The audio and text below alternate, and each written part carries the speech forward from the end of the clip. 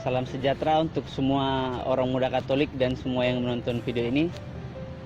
Baiknya pertama-tama kita mengucapkan puji dan syukur kepada Tuhan Yang Maha Esa atas berkat dan perlindungannya sehingga kita bisa menikmati hari-hari selama pandemi ini.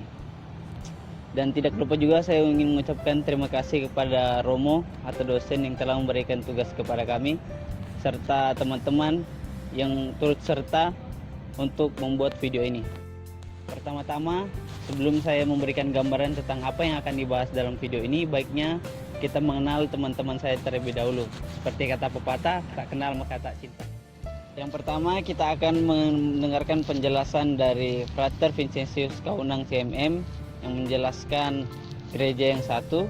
Kedua, kita akan mendengarkan penjelasan dari Suster M. Rafael FCH mengenai gereja yang kudus, dan ketiga Suster Olandina Casimiro yang menjelaskan gereja yang Katolik. Keempat, kita akan mendengarkan penjelasan dari Bruder Agus Faisal FIC mengenai gereja yang apostolik. Dan yang terakhir, saya sendiri Manuel Werang yang akan memberikan pengantar, kesimpulan sekaligus salam penutup dalam video kali ini. Sobat-sobat pasti bertanya-tanya, apa sih arti gereja yang satu, kudus, Katolik, dan apostolik? Jangan khawatir sobat. Dalam syahadat Nikea Konstantinopel disebut sebagai ciri-ciri gereja atau notatio ecclesia. Dan sekedar mengingatkan saja bahwa keempat ciri tersebut tidak dapat dipisahkan karena melukiskan ciri-ciri hakikat gereja sekaligus perutusannya. Nah, sobat-sobat jika masih kebingungan atau masih penasaran tentang keempat ciri tersebut, saya anjurkan untuk kita melanjutkan video. Karena dalam video berikut kita akan diberikan gambaran yang lebih rinci mengenai keempat ciri tersebut. Sekian dari saya dan saya serahkan selanjutnya kepada teman-teman saya. Semoga bermanfaat. Halo sobat-sobat muda semua, perkenalkan nama saya Frater Vincentius Kaunang CMM dari Kongregasi Frater CMM atau Kongregasi Frater Santa Perawan Maria Bunda yang berbelas kasih. Nah, di sini Frater mau memberi sedikit penjelasan singkat mengenai salah satu dari ciri atau sifat gereja, yaitu gereja yang satu. Nah, sobat muda, pasti kita tidak asing dengan kata satu. Kira-kira kalau sobat muda mendengar kata satu, apa yang pertama kali muncul dalam pikiran sobat muda? Nah, bisa jadi yang muncul dalam pikiran sobat muda adalah sesuatu yang bersifat tunggal, tidak terbagi, tidak terpisah. Nah, kalau begitu, kata satu ini pada umumnya berkaitan dengan sesuatu yang bersifat tunggal, tidak terbagi, tidak terpisah. Ya, kalau satu, tidak mungkin dua, tiga, dan seterusnya. Nah, sobat muda, lalu bagaimana dengan pemaknaan gereja yang satu? Bagaimana kita memahami istilah gereja yang satu? Nah, sobat muda, pertama-tama pemaknaan mengenai gereja yang satu itu bukan menyangkut kualitas moral sosial. Nah, maksudnya bahwa jangan kita memandang kesatuan gereja dari keseragaman, dari kekompakan, atau dari tindakan-tindakan. Nah, sobat muda semua, jadi dalam gereja kita, makna kata satu itu merujuk pada asal-usul dan kesetiaan pada penetapan ilahi, yaitu kesatuan yang sempurna dalam pribadi Allah Tritunggal, Bapa, Putra, dan Roh Kudus. Nah, kesatuan tersebut merupakan kesatuan yang tidak terpisahkan, kesatuan dalam kesempurnaan, kesatuan yang tidak terbagi, kesatuan yang menjadi ciri khas atau hakikat pribadi Allah Tritunggal. Satu Allah dalam tiga pribadi, Bapa, Putra, dan Roh Kudus. Dari kesatuan dalam pribadi Allah Tritunggal ini, gereja juga ikut serta ikut ambil bagian di dalamnya. Jadi gereja ikut ambil bagian dalam kesatuan yang sempurna dalam pribadi Allah Tritunggal, Bapa, Putra, dan Roh Kudus. Nah, dengan ikut ambil bagiannya gereja dalam kesatuan yang sempurna dalam pribadi Trinitas itu, gereja disebut satu. Maka dari itu, landasan dasar kesatuan gereja pertama-tama adalah karena kesatuan dalam pribadi Trinitas. Pertanyaan selanjutnya, kira-kira apa yang menyatukan gereja? Nah, sobat muda, Jadi yang menyatukan gereja itu adalah Roh Kudus. Roh Kudus yang berkarya, Roh Kudus yang menghimpun, Roh Kudus yang membimbing, Roh Kudus pula yang menyatukan gereja. Nah, sobat muda semua, ada 3 hal yang dapat menambah pemahaman kita mengenai gereja yang satu. Pertama, gereja itu satu menurut alasannya, yaitu kesatuan Allah yang tunggal dalam 3 pribadi, Bapa, Putra, dan Roh Kudus. Kedua, gereja itu satu menurut pendirinya, yaitu Allah Putra yang menjelma menjadi manusia, yakni Yesus Kristus. Nah, dan ketiga, gereja itu satu menurut jiwanya, yaitu Roh Kudus. Roh Kudus yang membimbing, Roh Kudus yang menghimpun, Roh Kudus yang menyertai, dan Roh Kudus pula yang menyatukan gereja. Nah, dengan ini kesatuan gereja itu bercermin dari kesatuan dalam pribadi Allah Tritunggal. Kesatuan gereja ini menandakan kesatuan yang sempurna dalam pribadi Allah Tritunggal. Tadi kita telah melihat mengenai pemaknaan dari kesatuan gereja. Nah, lalu sekarang dari kesatuan gereja tersebut, kira-kira hal-hal konkret apa saja yang dapat kita lihat? Apa relevansinya? Nah, sobat muda semua, ada banyak hal yang dapat kita lihat dari kesatuan gereja, atau ada banyak hal-hal relevansi dari kesatuan gereja ini. Namun di sini saya hanya akan memberi sedikit garis-garis besarnya saja. Nah, pertama, kesatuan gereja itu tampak dalam pengakuan iman yang sama, di mana gereja mengakui satu Allah dalam 3 pribadi, Bapa, Putra, dan Roh Kudus. Nah, kedua, dari kesatuan tersebut, gereja selalu berjalan dalam kebersamaan. Gereja tidak pernah berjalan sendiri-sendiri. Nah, itu tampak dalam perayaan liturgi, di mana gereja selalu berjalan dalam kebersamaan, di mana perayaan liturgi menjadi perayaan iman seluruh gereja. Nah, berikutnya akan tampak dalam dialog-dialog, di mana gereja selalu mengadakan dialog dalam memutuskan atau merencanakan sesuatu. Jadi dalam kesatuannya dan kebersamaan ini, gereja mengadakan dialog-dialog, itu mungkin berupa rapat, sinode, konsili, dan lain sebagainya. Nah, gereja Kristus yang satu sebagai susunan masyarakat yang terorganisir, dipimpin oleh satu pemimpin di dunia, yaitu Paus. Paus sebagai pemimpin gereja di dunia, sebagai penerus Rasul Petrus. Nah, dalam kepemimpinannya ini, Paus bekerja sama dengan para uskup untuk menjalankan tugas kegembalaannya. Jadi dalam kepemimpinannya ini, Paus berjalan dalam kesatuannya dengan para uskup yang ada di dunia. Nah, sobat muda semua, kita telah melihat mengenai gereja yang satu. Selanjutnya kita akan melihat mengenai gereja yang kudus. Hai, annyeonghaseyo. Salam jumpa, salam sehat, sobat-sobat muda Katolik dimanapun kalian berada. Gimana nih, sudah mendengar ciri tentang gereja yang satu belum? Pasti sudah dong ya. Nah, sekarang saya akan menjelaskan tentang ciri gereja yang kudus. Kira-kira kalau teman-teman ditanya, apa sih gereja yang kudus itu? Ayo, sulit ya menjelaskan. Lah buktinya, dalam gereja umat kita masih banyak melakukan hal-hal yang tidak baik. Misalnya OMK ada yang terjerumus dalam narkoba, atau OMK kurang terlibat aktif dalam kehidupan gereja, dan mungkin masih banyak pertanyaan-pertanyaan lainnya. Oke deh sobat-sobat muda, sekarang kita akan belajar bersama apa sih sebenarnya gereja yang kudus itu. So jangan di skip ya, supaya teman-teman semua semakin memahami tentang katolisitas kita. Nah, sobat-sobat muda, kalau kita cari arti kata kudus dalam Kamus Besar Bahasa Indonesia, kita akan menemukan arti kudus itu adalah suci atau murni. Ya, itu benar, tetapi kita tidak bisa mendefinisikan kudus itu hanya sekedar suci atau murni menurut Kamus Besar Bahasa Indonesia. Mari teman-teman kita cek dan recheck makna yang lebih luas tentang gereja yang kudus. Sobat-sobat muda, ciri gereja yang kudus pertama-tama bukan menunjuk pada etis moral umat. Misalnya orang yang tidak pernah berbuat dosa atau tidak pernah berbuat kesalahan apapun. Kekudusan dan kesucian gereja tidak hanya berdasarkan kesucian pribadi orang-orangnya. Toh pada kenyataannya, sampai saat ini umat Kristiani masih banyak yang terjebak dalam dosa.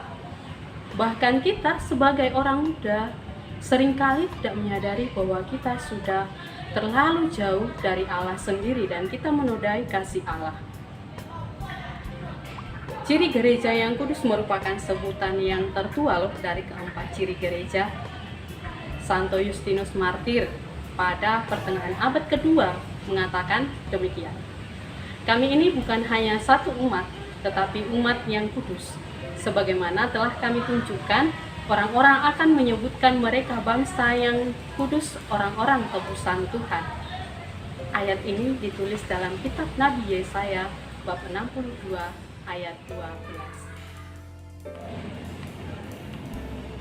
Sebutan umat Kristen sebagai orang kudus itu ialah perayaan liturgi suci, khususnya Ekaristi. Karena umat senantiasa merayakan Ekaristi dan menerima yang kudus melalui Ekaristi, maka gereja disebut kudus. Jadi makna ciri gereja kudus adalah kudusnya umat Kristen, kudusnya gereja, terjadi berkat partisipasinya dalam kekudusan Tuhan yang diterimanya dalam perayaan Ekaristi. Sobat-sobat muda, this is the last but not the least. Pertanyaannya, bagaimana kita menghadirkan ciri gereja yang kudus dalam hidup kita sehari-hari? Kata Bapak Paus Fransiskus, semua orang panggil untuk menjadi kudus. Contoh kecilnya seperti apa sih? Sobat-sobat muda adalah tulang punggung gereja. Coba deh, mulai sekarang aktif dan produktif dalam kegiatan OMK dan gereja. Bersikap sabar, rendah hati, dan tidak menyalahkan orang lain ketika ada selisih paham, tetapi terbuka dan menjadi pribadi yang komunikatif. Jika sobat-sobat muda masih menggunakan media sosial, pakailah untuk mewartakan kekayaan rohani, saling membantu satu dengan yang lain, berbagi pengalaman iman lewat media sosial yang bisa menginspirasi orang lain.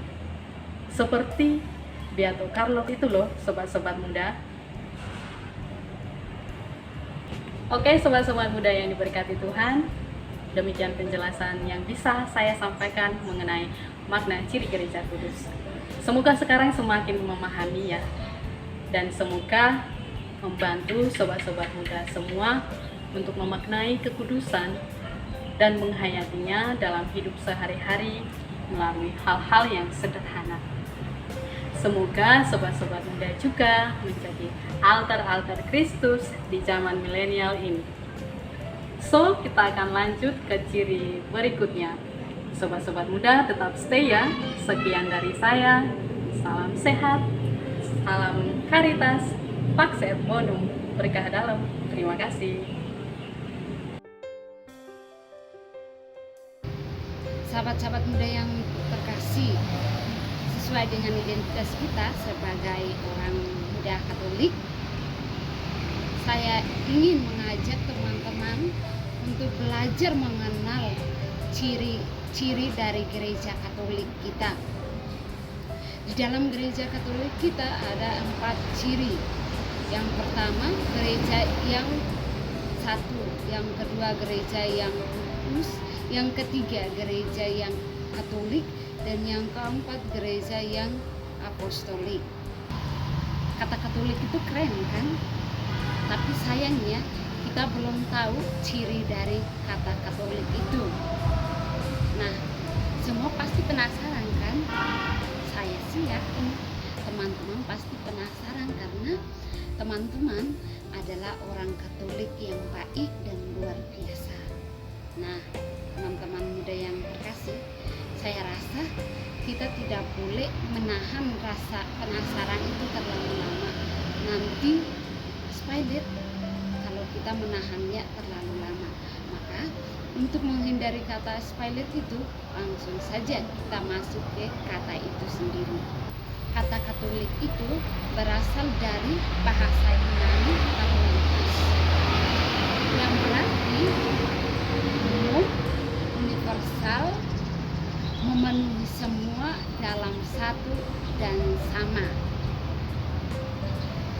Kata Katolik belum ada dalam Perjanjian Baru karena baru muncul dalam tulisan Santo Ignatius dari Antioquia sekitar abad kedua. Santo Ignatius menuliskan demikian: di mana ada gereja, di situ ada umat. Sebagaimana di mana ada Kristus, di situ ada gereja Katolik atau Katolik Eklesia. Oke, teman-teman muda Katolik, demikian sedikit kita mengenal identitas dari kata Katolik. Sekarang kita masuk ke cirinya. Ciri dari kata Katolik itu mengandung arti yang utuh, yang lengkap, tidak setengah-setengah dalam menerapkan sistem yang berlaku dalam gereja Katolik. Sifat Katolik seperti tadi dalam pengenalan identitasnya, bahwa Katolik itu umum atau universal yang mencakup semua orang yang telah dibaptis secara Katolik di seluruh dunia, dimanapun setiap orang menerima pengajaran iman dan moral secara Katolik atau berbagai liturgi dimanapun setiap orang itu berada. Arti Katolik itu sering dipakai untuk menegaskan bahwa tidak ada sekte-sekte dalam gereja Katolik. Konstitusi Lumen Gentium Konsili Vatikan II menegaskan arti kekatolikan itu: satu umat Allah yang hidup di tengah segala bangsa, karena memperoleh warganya dari segala bangsa. Gereja memajukan dan menampung segala kemampuan, kekayaan, dan adat istiadat bangsa-bangsa sejauh itu baik.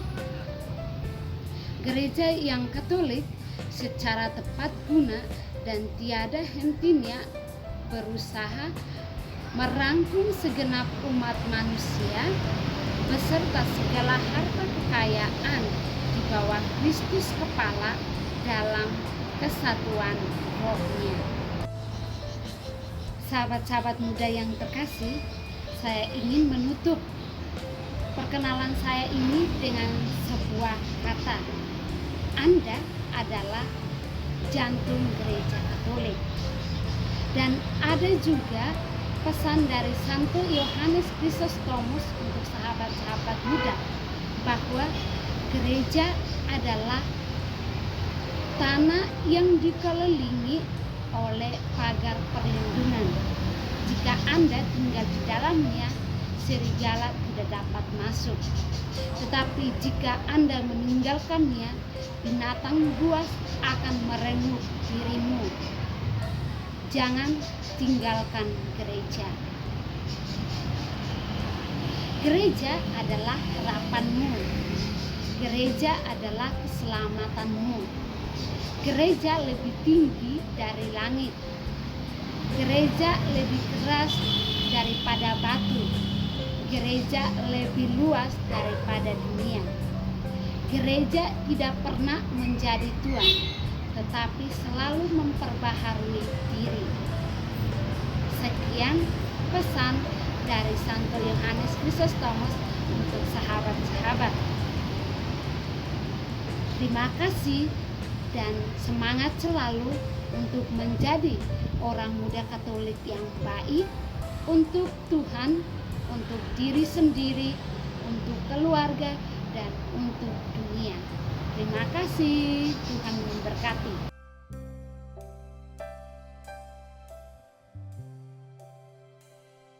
Bro and sis, kalian sudah tahu tentang 4 ciri gereja. Yang pertama, 1, kudus, katolik. Dan yang terakhir adalah apostolik. Ketiga ciri tadi sudah kalian dengar dari frater dan suster. Nah, sekarang Brother Agus akan menjelaskan kepada kalian tentang gereja yang apostolik. Apostolik itu berasal dari bahasa Yunani apostolos, yang berarti utusan, diutus. Kemudian di dalam bahasa Indonesia diterjemahkan sebagai rasul. Oleh karena itu, gereja apostolik adalah gereja yang rasuli. Apa Brother yang dimaksud dengan gereja yang rasuli itu? Gereja rasuli ialah gereja yang setia terhadap ajaran para rasul. Brother, apakah ada bukti biblisnya? Jangan-jangan itu hanya omdo aja? Oh, jangan salah teman-teman. Ini ada bukti biblisnya, yaitu dari Efesus bab 2 ayat 19 sampai dengan 20. Di sana dikatakan bahwa kita adalah keluarga Allah dan kita ada di dalam pengajaran para rasul. Tidak hanya itu teman-teman. Bapak gereja yang bernama Tertullianus mengatakan demikian. Gereja itu di mana-mana, tersebar di mana-mana, tetapi tetap satu, yaitu gereja para rasul atau gereja rasuli itu. Gereja apostolik memiliki 3 ciri. Yang pertama adalah apostolik formal, kedua apostolik material, dan yang ketiga adalah vita apostolika. Apa yang dimaksud dengan ciri apostolik formal itu? Apostolik formal ialah kesesuaian di dalam meneruskan kepemimpinan para rasul. Oke, lebih gampangnya begini. Teman-teman tahu uskup ya? Nah, para uskup yang tergabung dalam kolegium uskup itu merupakan penerus kepemimpinan para rasul hingga saat ini. Lalu ciri yang kedua adalah apostolik materi, kesesuaian di dalam gereja yang meneruskan ajaran para rasul seperti yang ada di dalam kitab suci. Dan yang ketiga atau yang terakhir adalah vita apostolika. Apa yang disebut dengan vita apostolika ini? Vita apostolika ialah kesesuaian dan kesetiaan gereja di dalam menghidupi praktek gereja perdana atau yang diajarkan oleh para rasul itu. Sebagai contoh hidup atau praktek yang diteladankan kepada kita yang hingga saat ini masih kita hidupi ialah memecah-mecahkan roti atau yang kita sebut dengan ekaristi. Kemudian kita berkumpul untuk berbagi. Lalu itu adalah tradisi yang sudah ada sejak zaman para rasul ini.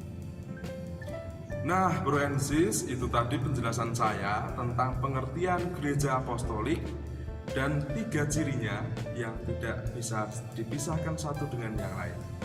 Semoga penjelasan saya bisa semakin membantu teman-teman untuk beriman kepada Tuhan Yesus Kristus dan bersyukur sebagai anggota gereja Katolik. Dan yang terakhir teman-teman, Ekaristi adalah tradisi murni dari Yesus dan para rasul.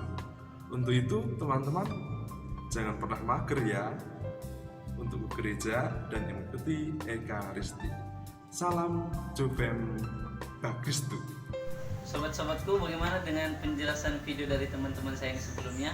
Saya berharap sih kita semua bisa mengikuti penjelasan mereka dengan baik, sehingga kita bisa mengerti sedikit tentang arti gereja kita sendiri.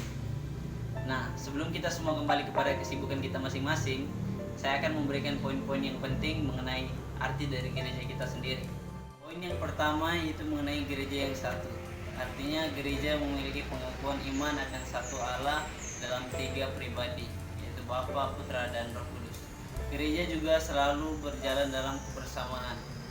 Gereja juga selalu melakukan dialog untuk memutuskan atau merumuskan sesuatu.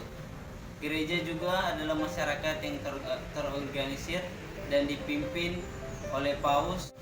Poin yang kedua adalah gereja yang kudus. Artinya gereja di sini menjadi kudus ketika mengambil atau berpartisipasi dalam Ekaristi.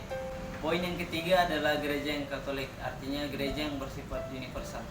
Gereja Katolik di sini mencakup semua umat yang dibaptis secara Katolik dan menerima pengakuan iman, moral, dan berpartisipasi dalam perayaan Ekaristi yang sama dimanapun mereka berada. Dan poin yang terakhir adalah gereja yang apostolik, bahwa gereja memiliki 3 sifat apostolisitas, yaitu apostolisitas formal yang berarti kesetiaan dan kesucian ajaran dalam gereja dalam meneruskan kepemimpinan gereja yang bisa disebut successio apostolica. Dan poin yang kedua yaitu mengenai apostolisitas material yang berarti kesucian dan kesetiaan dalam ajaran gereja dengan meneruskan ajaran para rasul seperti yang tertulis di dalam kitab suci. Dan poin yang ketiga ialah vita apostolika yang menunjukkan atau menjelaskan cara hidup para rasul yang menjadi teladan bagi semua umat beriman. Nah, sobat-sobatku semua, saya kira video kali ini sampai di sini saja. Saya mengucapkan ribuan terima kasih karena telah menonton video ini hingga selesai, dan semoga video ini bisa bermanfaat bagi kita semua. See you, Tuhan Yesus memberkati.